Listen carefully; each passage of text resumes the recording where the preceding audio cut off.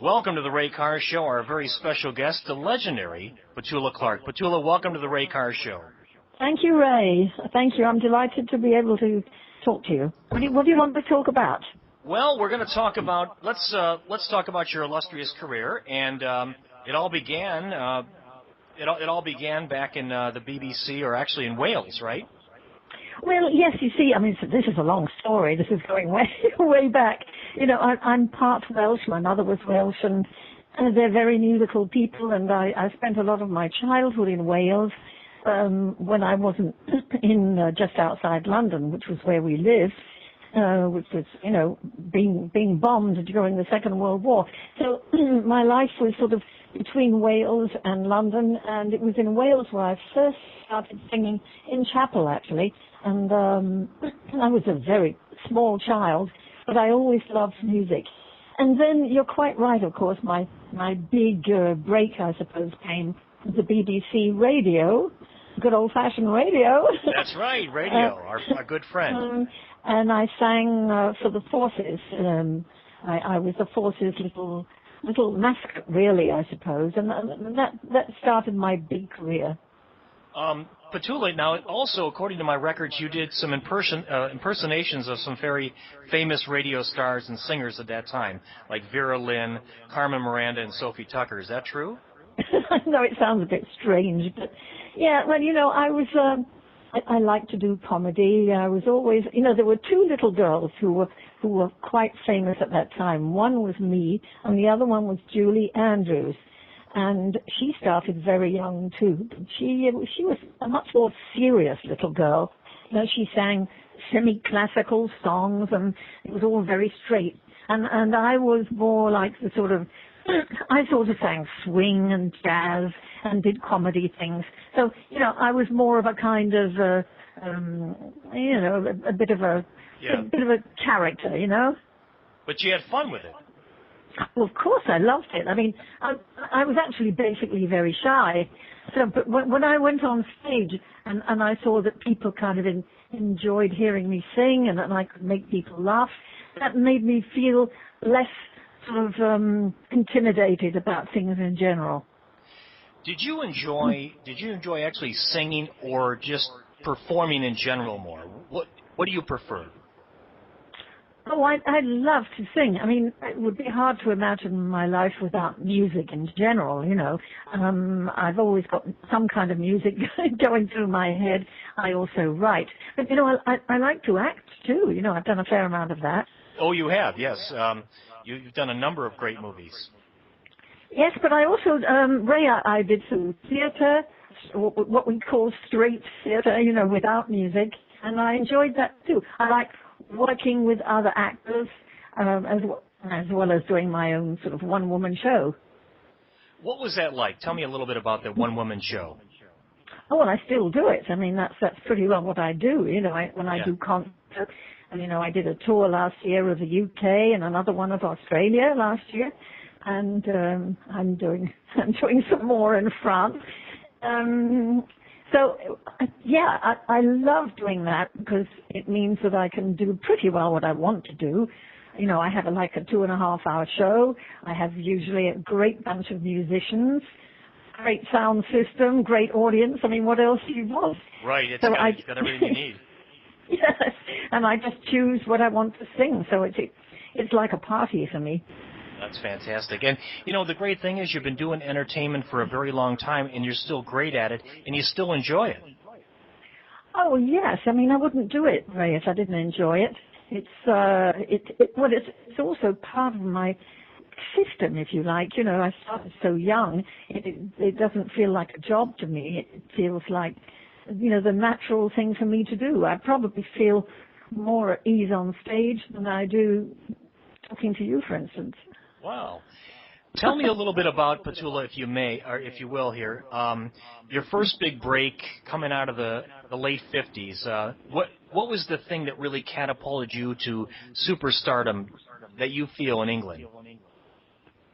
You know, it's almost like talking about somebody else because, you know, I had that career, I had my English career, as a child and a teenager. And then, I got married to a Frenchman and went to live in France and had another career. I became France's favorite singer. And then, of course, Downtown came along, and that was another career. So exactly what catapulted me to fame? Do you think it was specifically Downtown? Do you think that was the crowning moment of the career back in the 60s? Well, it was a very important moment, yes. When Downtown happened, I was actually living in Paris. I had a very successful career all over Europe, singing in French and German and Italian and English too. And then Tony Hatch came along into my apartment in Paris and presented me with a song which wasn't even finished. It had this title and it had a wonderful tune.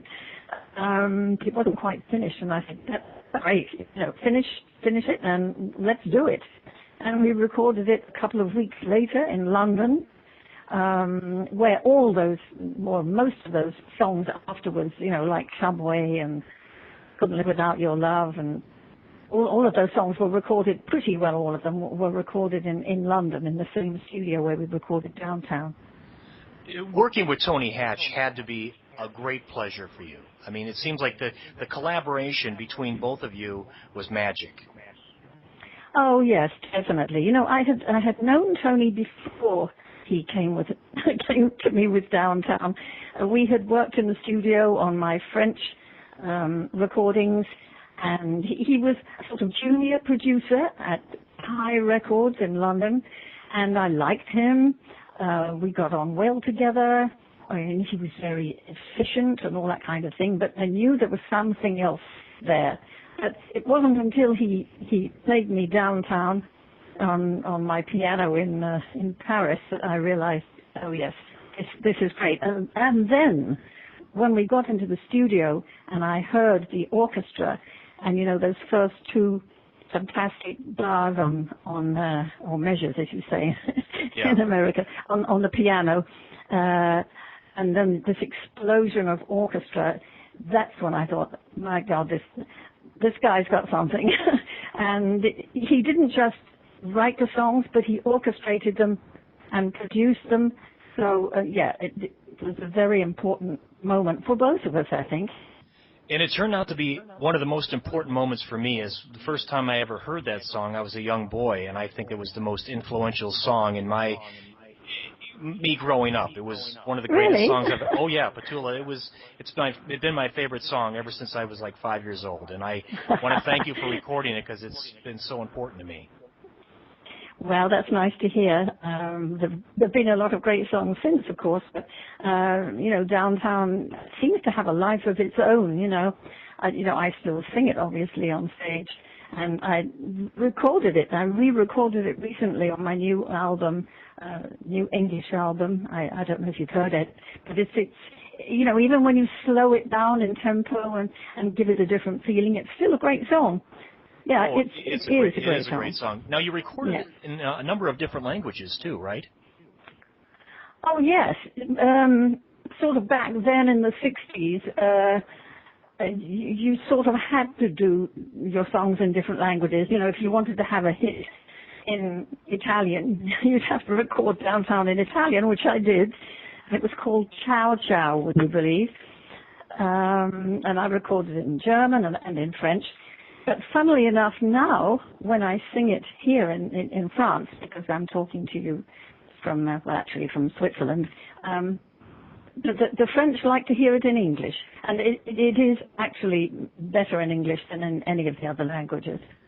I've actually, on my radio program, have played it in German before, and I no matter what language you play it in, it's still a great song. As many of your other songs are great as well. My Love, Don't Sleep in the Subway, and I Know a Place. It goes on and on. The list is endless. Yes, he wrote some fantastic things for me, and it became so easy too. I mean, we would go into the studio, and I knew that I had a great song and that he would produce it beautifully. So it was was very easy, you know. It's not always easy making a record. You know, when you're really happy with the song and the producer and the environment, it takes a lot of things to make a good record.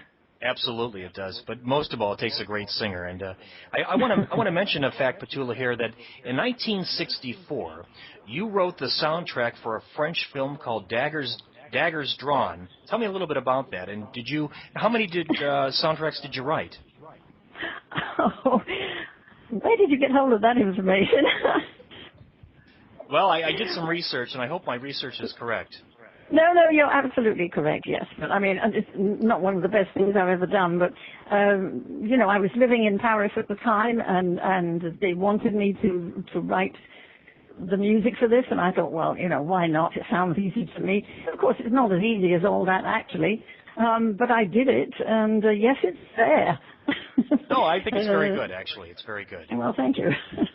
Did you enjoy that role, like writing and producing stuff like that? I mean, was that something that you kind of did, like, you know, this isn't too bad, I'll do this, or was it like just a matter-of-fact thing?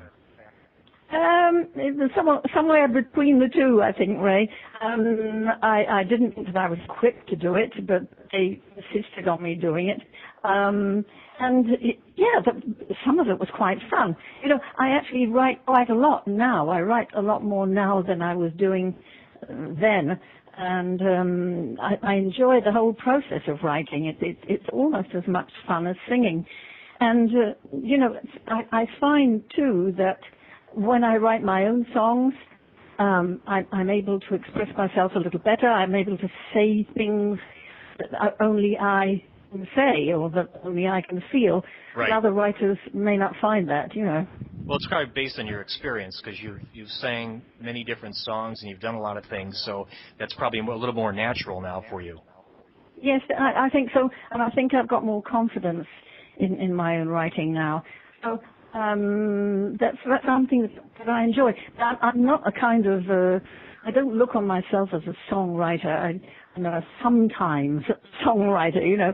If an idea comes into my head and I'm near a piano, it'll just happen. But I can't sort of wake up in the morning and say, I'm going to write a song today. It doesn't work like that. No, it just kind of comes out naturally. Yes. I wanted to ask you about your thoughts on the 1968 TV special you did with Harry Belafonte. What was that like? Well, you know, Ray, you know, it was for NBC, and it was my own special, and they said, who would you like to have as your guest? And I thought about it, and I said, well, you know, I'd love to have Harry Belafonte. I enjoyed him for many years, you know, as a fan, and he accepted, and I was delighted and quite flattered, and we started rehearsing together and had a fantastic time. We really enjoyed spending time together, not just singing, but having fun and hanging out. So by the time we came to taping the show, you know, we were very, very much at ease with each other. And we were singing a duet, one that I co-wrote called Path of Glory, which was a kind of anti-war song, you know. And we both felt quite strongly about it. And during the performance of this song, I touched Harry's arm, which was, you know, not much of a big deal, but, you know, I just felt, and little did we know that the sponsor was in the sponsor's box up in the control room, and he hit the ceiling, and, you know, yeah, you can't have that. We can't have that, you know. We can't have our star touching that man's arm, you know. I mean, it seems ridiculous now, but it really was a big deal at the moment. And we did a couple of other takes with, you know, in a very different kind of way, which was artistically quite good, but we weren't actually standing next to each other. And, you know, obviously the sponsor was happier with that. But understandably, yeah. we decided, that's to say my husband and I decided that they were not going to have their way. You know, we were going to put this out the way we wanted it to be. So we had to go down to the control room down in the basement at NBC and tell this poor engineer to erase the other takes. And I mean, he was horror-struck. He said, I can't do that. We have to have something just in case something goes wrong, so we have another take. And my lawyer was with us, and he said, this is an order. You erase those other takes. Wow. And that's how it was. Good for you. Yeah. Good for you. We didn't think it was a big deal, but right. It hit the press, and it turned into a big deal. That's I'm very proud of you. I think that's you got to do it your way. Absolutely. Petula, I also noticed that you were the subject of, on the show, This Is Your Life, you were the subject 3 different times. This is quite amazing. I think you're the only person ever to be on This Is Your Life 3 different times. Well, I tell you, it was horrifying because, the first time it's always a surprise. You know how they do this show. They plan the whole show without you knowing anything about it, and they do it very well. This was the BBC, and then the second time, I thought, well, that's a bit strange, and I was standing next to somebody who was also very well known, so I thought it was going to be him, but it was me. Wow. And the third time was I had just finished a performance, a really hard, grueling week in a show called Sunset Boulevard. And it was Saturday night, and I said, oh, great, I'm going to have a nice glass of beer when I get back to my dressing room, and then I'm going to have a day off. And, whoa, there it was again. Suddenly, Petula Clark, This Is Your Life. And it was in front of the audience, and I actually broke down, and I thought, I can't face this. And I somehow got through it, but it's actually quite an emotional thing to happen, and for it to happen to you 3 times is weird. Oh, it is a little odd, but it's the most of anybody. And I wanted to ask you, are you going to bring your one-woman show to the U.S.? Well, I've done it a few times in the U.S., but not for quite a while. I did a tour of the UK last year and Australia last year, and it's there, and the show is there, and I would love to bring it to America, but I guess I have to wait till somebody asks me. I'd love to see it, because I would love to meet you in person, because you're one of the greatest legends of all time in the recording history. Well, that's very, very flattering. Thank you. Petula, before we end the interview, could you do a promo for my radio program? Am I going to have to write something down? Well, no, it'll be very simple. You could just say, this is Petula Clark, and you're listening to The Ray Carr Show. Oh, I can do that. Something like that. Hello, this is Petula Clark, and you're listening to The Ray Carr Show. All right, can we do it one more time, and you could say WCSB at the end? Right. What is it? Okay, you ready? We'll do it again. Yeah. Oh, no, but I have to write it down. Oh, okay. It's WCSB radio. CSB? Yes. Oh. C as in cat. WCSB radio. That's right, in Cleveland. Do you want me to say Cleveland? Oh, yes, please, if you may. If you could, I should say. How are things in Cleveland these days? Things are well. Things are very well. Good. And, a friend of mine said she saw you in Blood Brothers, and you were fantastic. Oh, I remember Cleveland very well. I had many happy times in Cleveland. Well, that's great to hear. And, believe me, we appreciate all you've done. All right, I'll let you go. Ready? Okay. Right. Hello, I'm Petula Clark, and you're listening to The Ray Carr Show on WCSB Radio here in Cleveland. Thank you, Petula. Thank you so much. And, is that all right? Oh, that was perfect. That was perfect. I think I have to go, actually, Ray. Okay. Listen, is it okay if I put this on YouTube, this interview? Oh, I suppose so. Yes. Why not? Okay. Thank you for your time, Petula. Okay, Ray, and thanks for all your encouragement. Okay. Bye-bye. Bye.